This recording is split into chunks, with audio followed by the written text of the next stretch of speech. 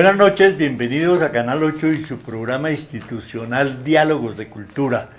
Hoy vamos a hacer una serie de noticias culturales que creo que nos interesan a todos y vamos a empezar por el hecho de que estuvimos en la donación Botero frente a la biblioteca Luis Ángel Arango, la Casa de la Moneda, y viene la donación Botero, pero son 2 pisos de cuadros de Botero y los cuadros donados por Botero de 65 artistas del nivel de Picasso, de Edouard Munch, de muchos artistas de Degas.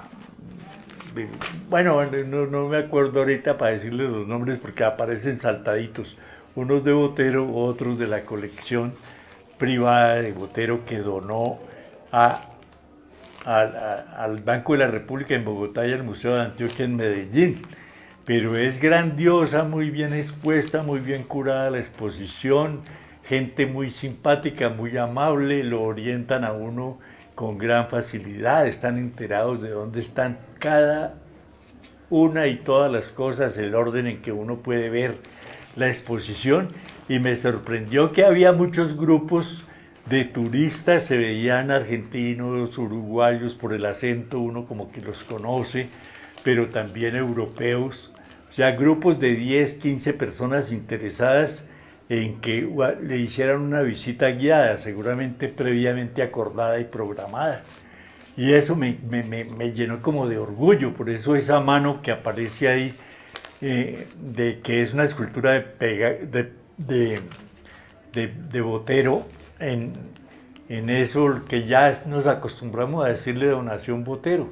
Me dio gran gusto ver esa exposición y recomendarla desde luego. Hay que hacerle un homenaje a Botero, estamos en mora de hacerle un homenaje a Botero en Chía, porque ya les había contado seguramente que una fundación de Fernando Botero Angulo se hizo cargo de un ancianato en Chía que se llama La Macarena. Entonces hay que agradecerle de alguna manera a Botero en Chía que se haya ocupado de los adultos mayores. Y eso tenemos que hacerlo primero porque tenemos una reproducción de un cuadro de Botero, tenemos un afiche de Botero y deberíamos hacer unas visitas a esa donación Botero para familiarizarnos con la obra y con la misma vida de Botero, que fue muy generoso al regalar, al donar todas esas obras que hacen, que llaman mucho la atención, porque si no nos llama la atención aquí en Bogotá, en Colombia, en Antioquia, pues hay muchos extranjeros que sí están interesados en venir a preguntar por la obra de Botero, por ir a visitarla, por comentarla. Además hay una tienda donde hay miles de cosas que comprar de Botero, desde llaveros, cuadros, ceniceros, camisetas, pañoletas de cuanta cosa, como dicen en Barranquilla, que vale la pena mirar y tener una piecita del maestro. Eso me llamó mucho la atención. Entonces me parece que hay que invitar a visitar. Y vamos a ver si desde aquí, desde Diálogos de Cultura, coordinamos una visita como la que vamos a hacer el día 16 de noviembre a el Instituto Caro y Cuervo, ubicado en Chía, vereda Yerbabuena, donde nos han autorizado para llegar hasta 20 personas el día 16 de noviembre, jueves, entre las 11 y las 12:30 del día, para que nos instruyan cómo es que funcionan los linotipos, cómo se hace una armada, cómo se imprimen las páginas de los libros, cómo se encuadernan. Eso es una maravilla. Yo he estado unas veces allá y los invito a que se comunique conmigo al 313-322-0058 o a mi correo luisvargasrojas@hotmail.com, y ahí podrán inscribirse con el nombre, número de la cédula, para que podamos ingresar el día 16 a las 10:30 de la mañana por tarde, para que muy a las 11 empecemos la visita guiada en la imprenta patriótica. Y por eso estoy proponiendo que hagamos lo mismo con la donación Botero, que de aquí en un bus del municipio, si es que no lo prestan, buseta, llama un grupo de personas para que hagamos una visita guiada a esa donación Botero a finales de noviembre, puede ser. Y otras que estamos pendientes también es de decir que Diana Uribe acaba de cumplir el 5.º año de las emisiones de su podcast de Diana Uribe, y entonces celebró con un programa muy especial en el que cuenta cómo a la salida de Caracol y de su programa de historia de la humanidad quedaba como cesante, y un amigo, un familiar le dijo: no, tú no te puedes quedar callada ni un momento, tienes que seguir, hay un sistema nuevo que se llama podcast. Bueno, ¿y cómo funciona ese podcast? Entonces le dijo: no, eso se graba y se sube a las redes sociales, y ahí se consiguen amigos, y después de tener un gran número se puede conseguir patrocinio, se puede monetizar, como dicen los jóvenes, o sea, volverlo rentable, económicamente viable, porque después presentó un equipo que además de ayudarle a Diana a hacer los contenidos, también tienen música, también tienen una especie de edición que corrige algunos errores de emisión del programa, o de cifras, o la duración misma del podcast.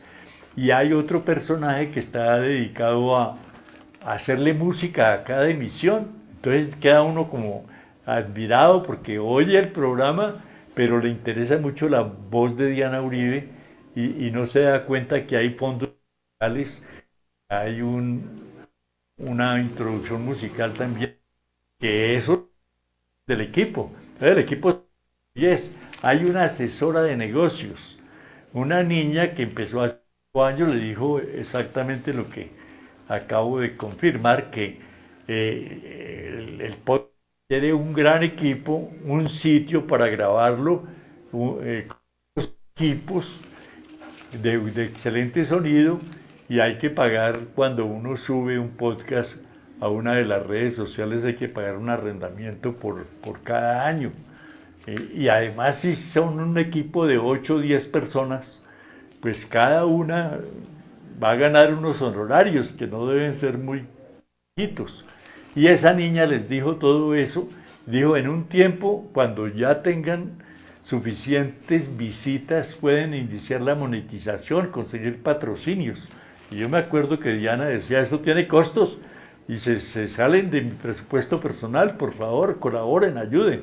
Y después llegaron empresas y dijeron: claro que sí, pues los van a estar, según la niña, que está en Nueva York estudiando una maestría en podcast, eso va en 33 millones de personas en los 5 años que han oído los podcasts de Diana Uribe y su equipo.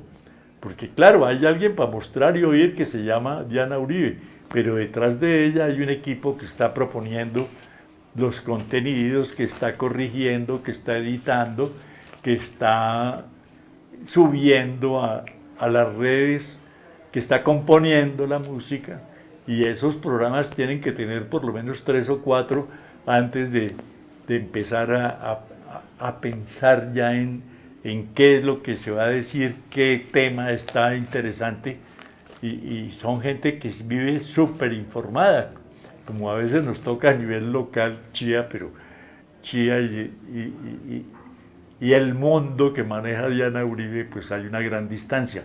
Pero nos alegra por Diana Uribe, nos alegra por el equipo, nos alegra por Colombia, porque primero que todo uno viaja con ella.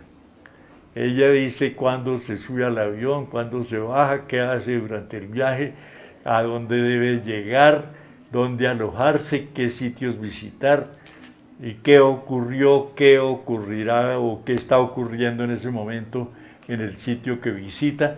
Es viajar con ella. Es una delicia oír a Diana Uribe, y ojalá algún día puedan decir que Diálogos de Cultura por Canal 8 también se oye en muchas partes del mundo, que se oye en Portugal, donde tenemos familia, amigos en Moscú o quienes tengan familiares en otras partes, que tenemos seguramente uno o dos en Europa, en Estados Unidos, Canadá, y otros en la China, por allá en Noruega, en, donde más, en Japón, por allá en África, que estamos renovando las relaciones diplomáticas con África. Eso es muy importante. Entonces también lograremos, no 33 millones, pero sí podremos llegar a los primeros 100.000 y al millón dentro de un tiempo. Será posible con la ayuda de todos ustedes. Ese es un tema que quería contarles con gran alegría y entusiasmo por Diana Uribe y su equipo de trabajo. Podcast Diana Uribe. Pero también estuvimos en la Universidad del Rosario oyendo a unos muchachos y cómo aportan para que haya en Colombia ciudades sostenibles y sustentables. Entonces ponen a muchachos que ya tienen proyectos no en ideas, sino que ya están en ejecución. Por ejemplo, el de las bicicletas, que ahora encuentra uno en cualquier lugar. Hay parqueaderos donde uno puede, pues, inscribirse, pagar una suma y poder disfrutar de una bicicleta en las rutas que están debidamente demarcadas. Entonces también esa es una muchacha que dijo, me da pena con los urbanistas, con los arquitectos que saben mucho de planeación urbana y regional, pero como abogada me gusta la bicicleta y quise meterme en el negocio y ya hemos acordado con la capital de la República de cómo hacer el uso de la bicicleta y a cambio de eso cómo mejorar el espacio público en la ciudad. Entonces todo eso hace que haya una verdadera ciudad sostenible y sustentable en algunas partes. No vamos a decir que eso perfeccionó y acabó con la inseguridad, con el trancón, con el taco, como le dicen en Medellín. No, pero aportan esos muchachos. Otro egresado, diseñador industrial de Canadá, también dijo que había diseñado una patineta con un árbol, con la madera extraída del árbol de maple, pero que después experimentó con otras maderas asiáticas muy fáciles de comprar allá, pero muy caro el transporte. Traer un pedazo de madera de China a Colombia para hacer una patineta pues es súper costoso. Y se puso a experimentar con la guadua y la guadua le dio excelentes resultados por la maleabilidad que tiene la guadua, por la duración que tiene la guadua y por la frecuencia con que obtienen las cosechas de guadua. Entonces decía, mientras la guadua está madura para cortar a los 4 años de sembrada, un árbol de otro tipo de maderas puede durarse entre 30 y 35 años para ser cosechada. Entonces es más viable sembrar nuestros propios cultivos de guadua, saber en qué época del año, que eso los campesinos saben cuándo se debe cortar y cómo se debe impermeabilizar esa madera para que dure, como dicen las señoras, toda la vida. Entonces esos muchachos están haciendo patria con bicicletas y patinetas, pero hay otros que hacen otro tipo de aportes, como por ejemplo estudiar los problemas de aguas que hay en el tratamiento en algunas ciudades intermedias que todavía no tienen plantas de tratamientos de aguas residuales y que también tienen unas fuentes de agua que no saben manejar, porque a veces la fuente está, pero las cadenas de distribución, como nos está pasando con la energía eléctrica, no funcionan. Entonces hay que enseñarle a un profesor con una maestría por allá en Holanda, sabe manejar el agua marina para robarle territorio al mar.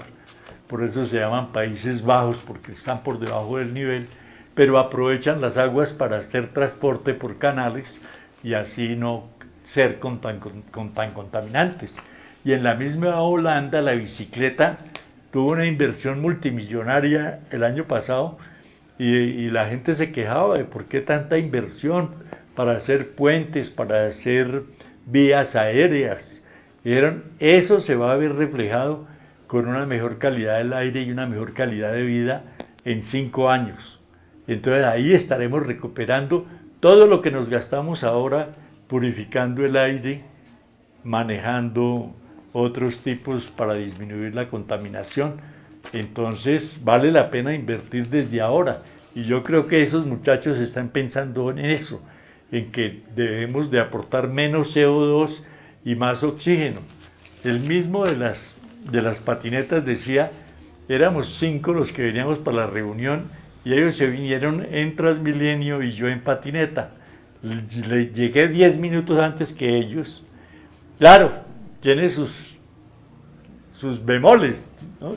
Tiene sus problemitas, porque llegué yo sudado, ellos llegaron tranquilos, pero yo llegué con el cuerpo más oxigenado que ellos, que estuvieron quietos en el transporte, mientras que yo hice ejercicio y el ejercicio me permite oxigenar las células de mi cuerpo y me mantengo más en forma.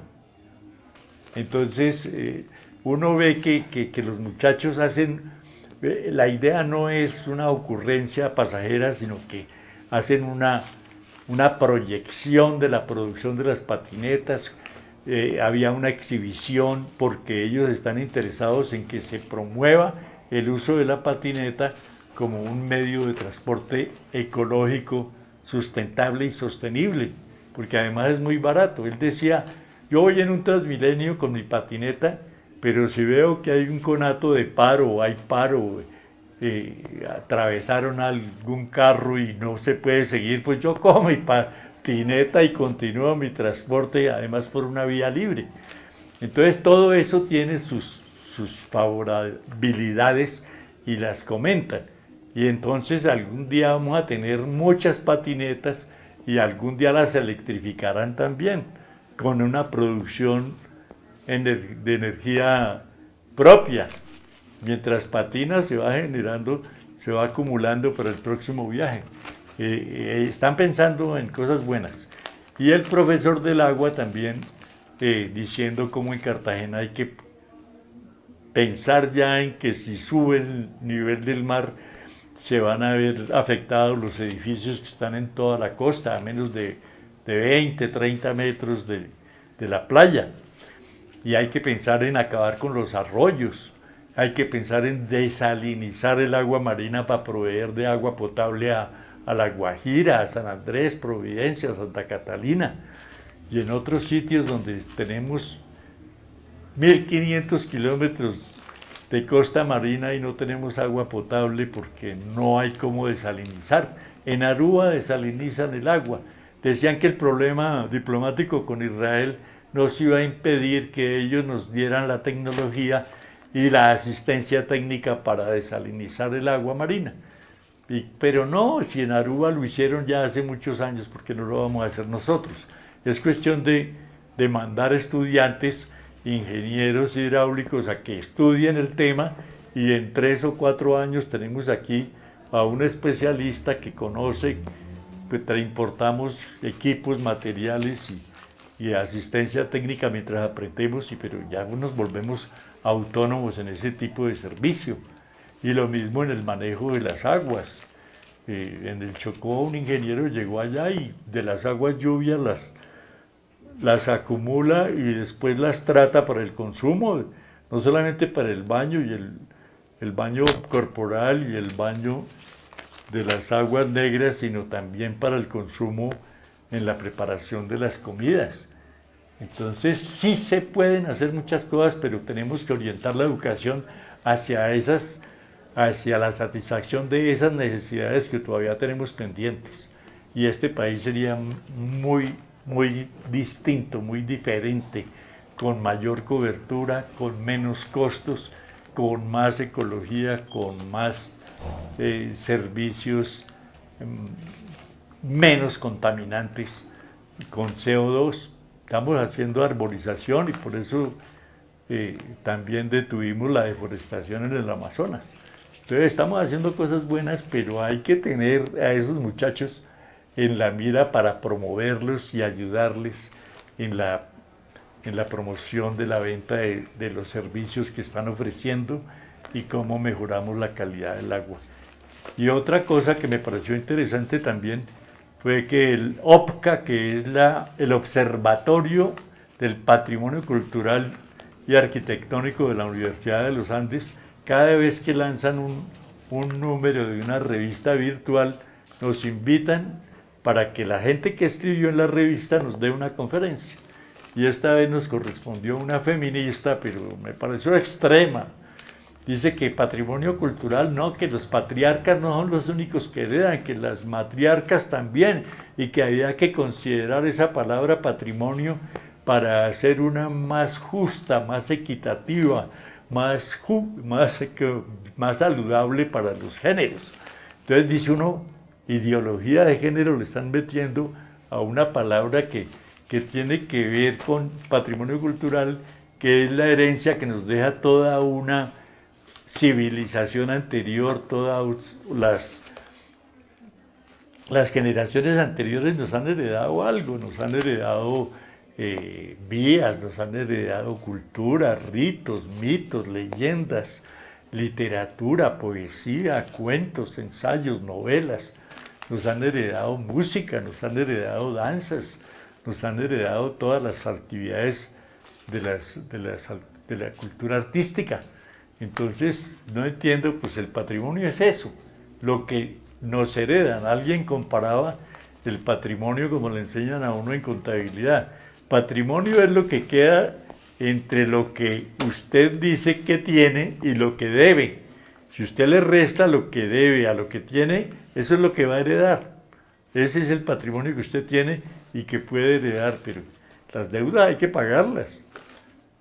Entonces hay muchas formas de concebir el patrimonio, pero ya querer cambiar una palabra para que las mujeres tengan presencia, pues está bien que se hable del tema de un movimiento feminista, como lo hace Florence Thomas en la Universidad Nacional y a través de sus columnas en el periódico El Tiempo, pero que ahí se extreme, que entonces ya no hay, porque una filósofa portuguesa nos enseñó que no solamente hay patrimonio, también hay matrimonio, y lo que hereda el uno al otro cónyuge es lo que se produjo mientras estuvo vigente la sociedad conyugal, pero lo que tenía como herencia o heredó en vida de la sociedad el padre o la madre a uno de los dos miembros, pues es de él y solo de él.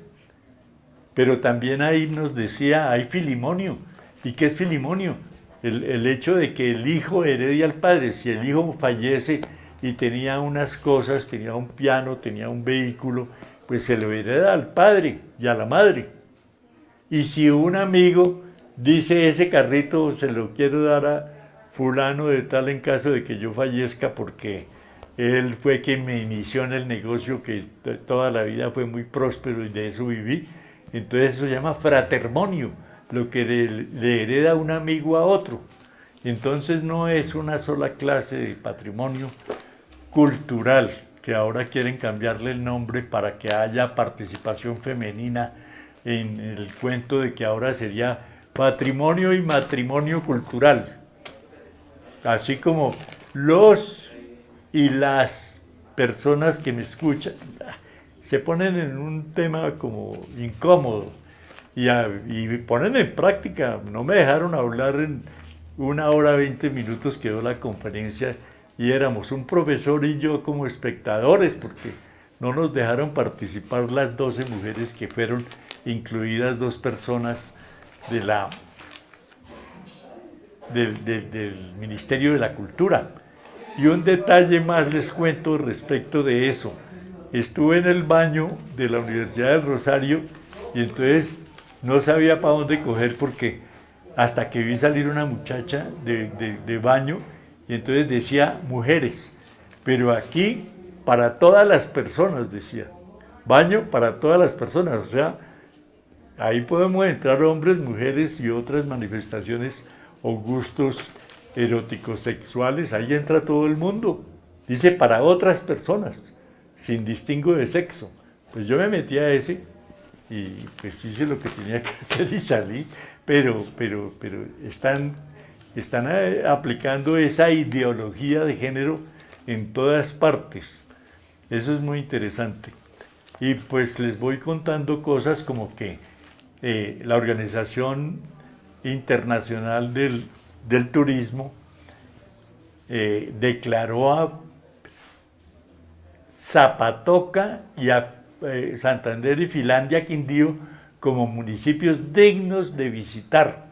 Algunas personas están diciendo que por qué no Villa de Leyva, que Monpós, que por qué dejan por fuera a Barichara o a Girón, o Socorro Santander, o Lorica Córdoba, o Santa Fe de Antioquia, que son pueblos muy bonitos. Pero una cosa es los municipios declarados como destinos patrimoniales por la conservación de las vías, las casas, los sitios, los museos que tienen. Y otra cosa es porque tienen un excelente paisaje, buenos alojamientos, muchos paseos por el campo, por el paisaje, como el paisaje cultural cafetero que tenemos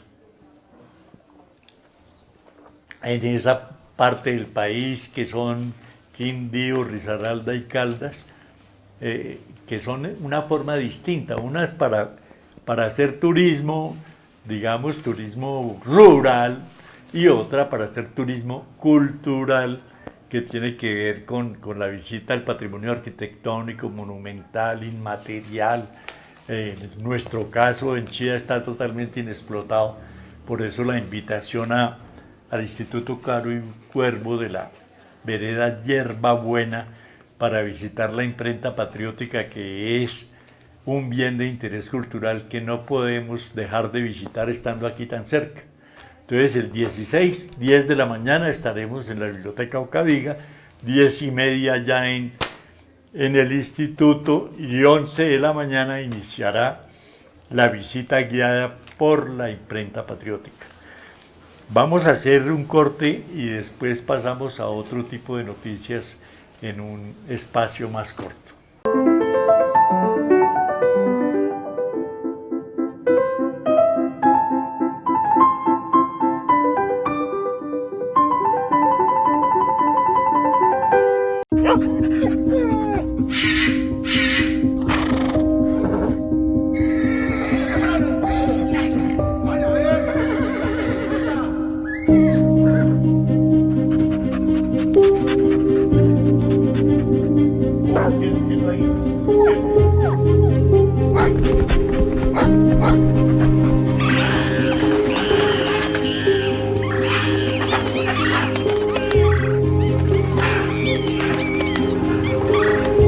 A diario miles de animales sufren maltrato físico y emocional grave. El cautiverio, la violencia física y el abandono pueden provocar su muerte.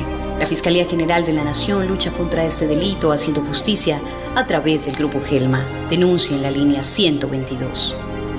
Fiscalía General de la Nación, en la calle y en los territorios.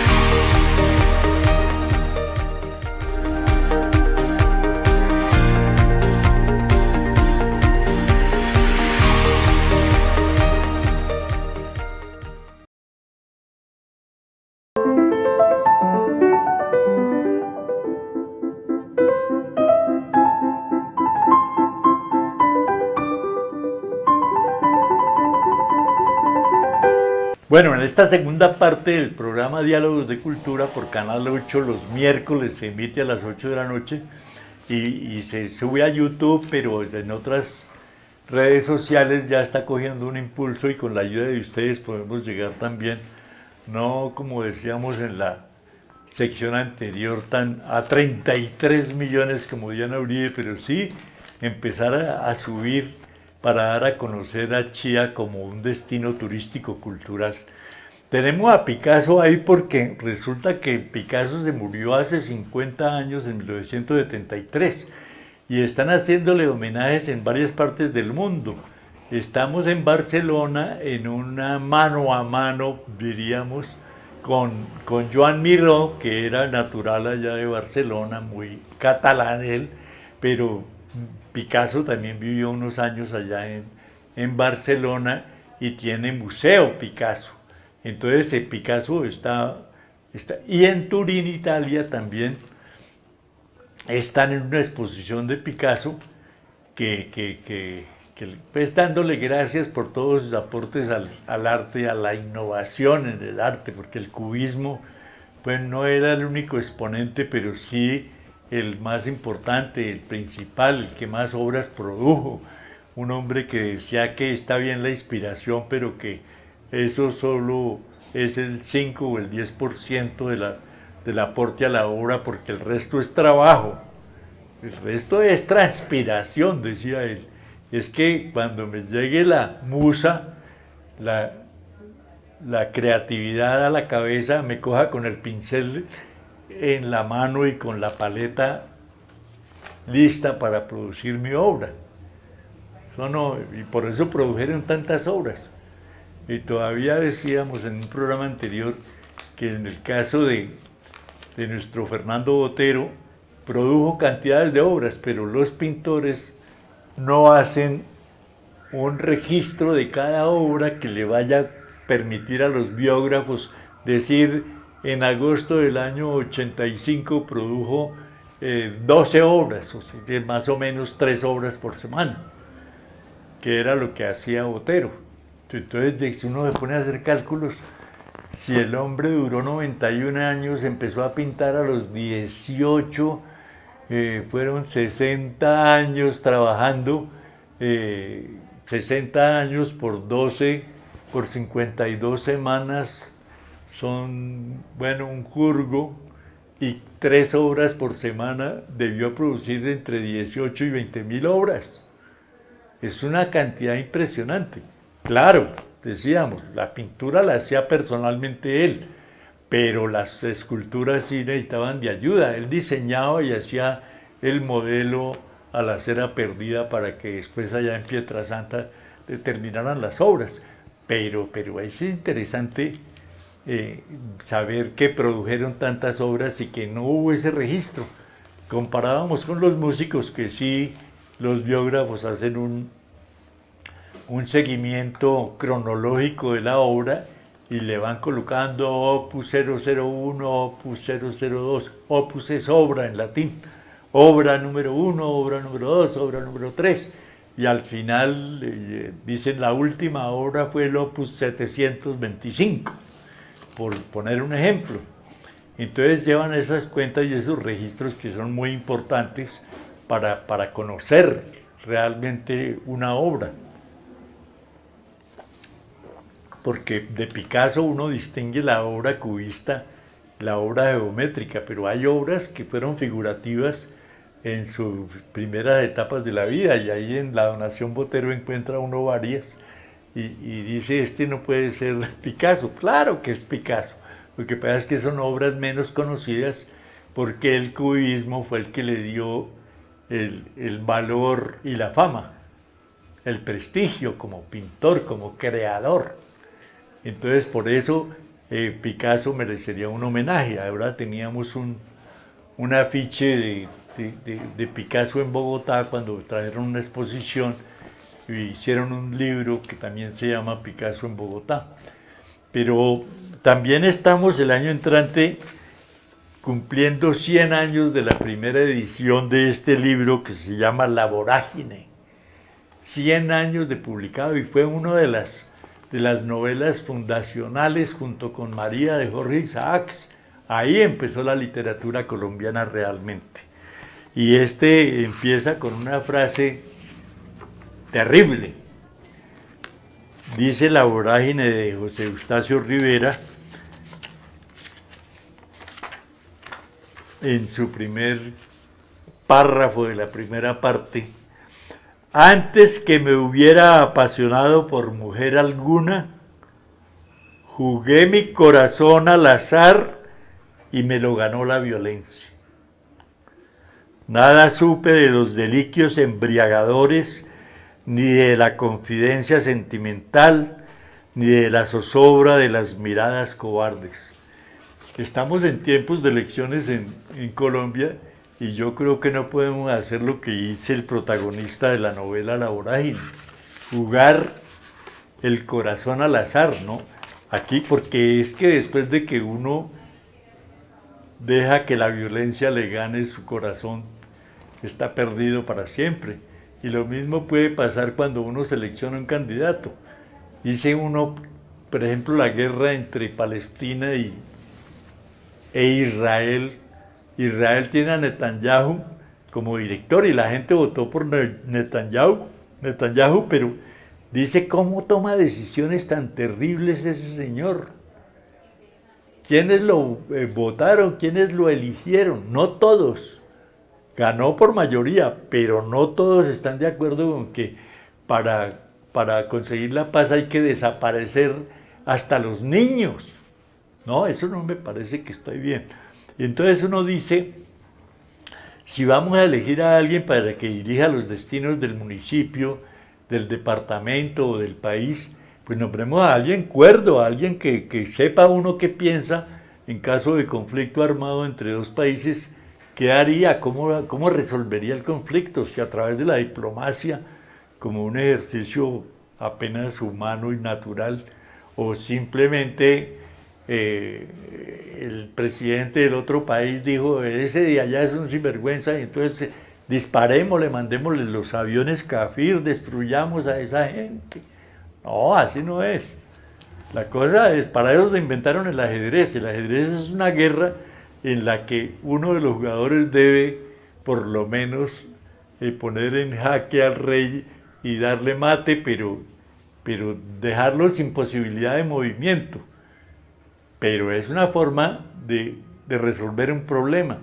O sea, hablemos de quién es más capaz, quién es más inteligente, quién es más culto, quién es más saludable a la hora de salud mental de resolver el problema. Entonces, por eso tenemos una responsabilidad grande cuando elegimos, y después viene, este programa será emitido cuando ya sabremos los resultados de las elecciones, pero hay que comprometer a los candidatos que resultaron elegidos y que se posesionaron el 1 de enero para que les hagamos seguimiento, porque la democracia es esa. Antes era democracia representativa, o sea, nos elegimos al senador y mire a ver qué hace él allá, cómo legisla, cómo organiza, cómo vota allá. No, ahora es representativa, no, sino participativa. O sea, elegimos al alcalde, pero lo controlamos. Dijimos, no señor, eso no estaba en su programa de gobierno, eso no está en el plan de desarrollo, ese lote no valía 5.000, 17.500, sino 5.000. Esa vía no va por ahí. Hagamos una tercer carril de comunicación entre Chía y Cota, que es más beneficioso que hacer una vía interna. Mantengamos la malla vial permanente, inventémonos una nueva forma de transporte, la patineta, la bicicleta, pero para eso necesitamos ciclorrutas que le den seguridad al ciclista y estimulamos el uso de la cicla. Este municipio es uno de los más pequeños del país. Uno se puede recorrer las 9 veredas que son Fusca, Yerbabuena, Bojacá, Tiqui, Zafagua, Cerca de Piedra, Fonquetá, La Balsa y Samaria. Y nos quieren desaparecer a Samaria por el volteo de tierras. O sea, dejar de ser rural para convertirse en una zona urbana, sin permiso de la comunidad, sin hacer caso del plan de ordenamiento territorial vigente. Entonces, todas esas cosas tenemos que hacérselas ver. La parte cultural está descuidada, la casona de Santa Rita se cae a pedazos y no hay una sensibilidad cultural que nos permita su rescate. Necesitamos mejor educación, necesitamos formar públicos para la música, para el deporte, para la recreación. Necesitamos espacio público, alcalde. Eso es lo que hay que hacerle, en eso consiste la participación, hacerle ver cuáles son las necesidades que tiene la comunidad y cómo orientamos ese plan de desarrollo que el 30 de junio tiene que estar aprobado por el Consejo Municipal, pero con participación ciudadana. Ahora están haciendo reuniones a la falta de 2 meses de gobierno de participación ciudadana. Dice, no, eso no está bien, eso debió hacerse al principio, pero ya al final, ¿para qué? No fueron sino 2 personas y un perro a esa reunión, donde habría supuestamente participación ciudadana. Entonces, por eso alertamos a la gente para que el que salga elegido, cualquiera de cualquier partido, que es una exageración tener 26 partidos en Colombia, cuando antes existían federalistas y centralistas, liberales y conservadores. Después vinieron el centro de no sé dónde, el cambio radical, el maíz. Bueno, 26 partidos lo que hacen es confundir la gente. En este momento hay mucha gente que está dudando porque no sabe por qué partido están jugando los candidatos. Por ejemplo, en Chía, 13 candidatos. No hay una sola mujer. Gran defecto para la madera que me dieron en las reuniones feministas y de género. Terrible. Debería haber más mujeres en la administración y cumplir la ley que dice que ahora es half and half, dicen los gringos, mitad y mitad, que así hay 14 secretarías, 7 necesariamente son mujeres, pero feministas como Florence Tomá de la Universidad Nacional dice, no nos van a nombrar porque seamos mujeres, sino porque tenemos academia, experiencia, principios, valores, conocimientos específicos sobre el tema que vamos a manejar. Eso es lo que queremos reclamar, que nos nombren, pero porque somos capaces, no por el solo hecho de ser mujer.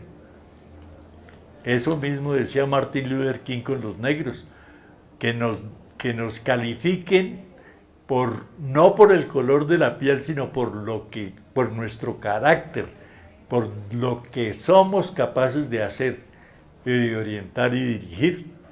Y ahí tuvieron a Barack Obama 2 periodos de 4 años como presidente del país más grande del mundo, por lo menos el más desarrollado y más poderoso.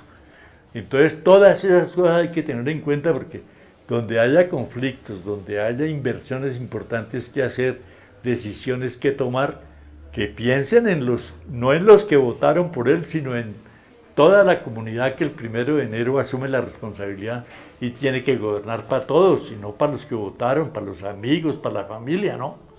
Tiene que trabajar para todos. Entonces, advertirle el 1 de enero que la participación ciudadana no es al final, con una conferencia, sino desde el 1 de enero comprometerlo para que escuche a la comunidad. Vamos a dejar por ahí, esperando que les haya ido bien, no solamente en las elecciones, sino el 31 de octubre, en el Día Importado de las Brujas, que debía llamarse más localmente de otra forma, el Día de la Diversión de los Niños, el Día de la Familia, el Día del Recuerdo de los Ancestros. Pero bueno, se llamó el Día de las Brujas y así lo importamos y así lo gozamos. Entonces, que tengan, que espero que hayan tenido cuando se emite este programa un día sin inconvenientes, sin que maten gatos negros, porque como es también otro día de ir a los cementerios a hacer ritos y cosas raras, pues que no se hagan, sino que nos divirtamos y que los niños los cuidemos, porque hay gente que no les gusta, como a Netanyahu, que haya niños, porque esos son los futuros miembros de Hamás, y los de Hamás no nos quieren. Entonces hay que matarlos también. No, yo no creo en eso. Que pasen un resto de noche muy, pero muy cultural.